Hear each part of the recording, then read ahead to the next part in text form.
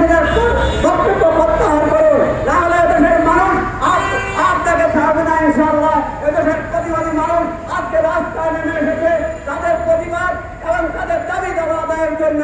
আজকে আপনারা দেখেছেন এই অল্প কিছুক্ষণ আগে ঢাকা বিশ্ববিদ্যালয় থেকে বিভিন্ন প্রবেশ মুখে আওয়ামী মুখোশধারী গুন্ডারা আজকে আমাদের নিরীহ শিক্ষার্থীদের উপর নির্মমভাবে হামলা